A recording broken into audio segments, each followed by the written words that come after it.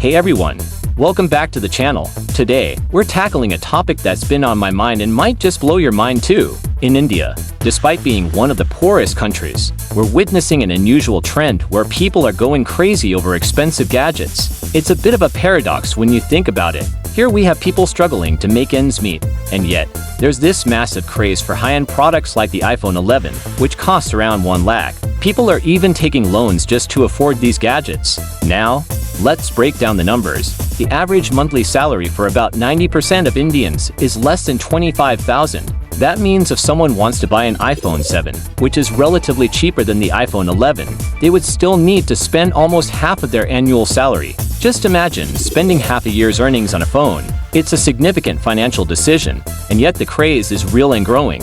What's even more astonishing is that despite this massive expenditure, many people are still struggling financially. For instance, some individuals are seen queuing up for hours to get the latest phone. Even if it means going into debt, it's as if owning an expensive gadget is a status symbol that overshadows their financial reality. In contrast, look at more developed countries like the USA or the UK. There, the average person earns around 12 lakh a year.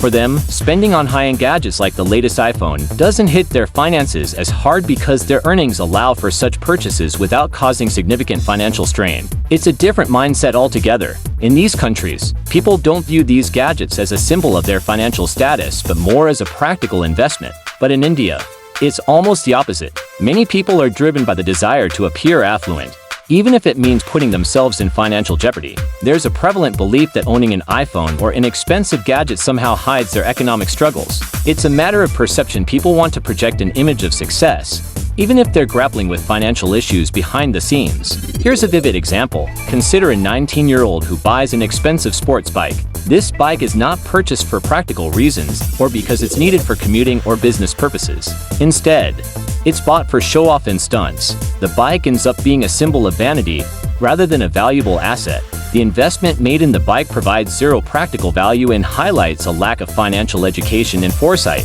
The same mindset applies to high-end gadgets. If you're a content creator, photographer, or influencer, investing in top-notch equipment makes sense because it enhances your work and career. But for the average person, spending a fortune on such gadgets might just be a way to mask financial insecurity and is often not worth the cost.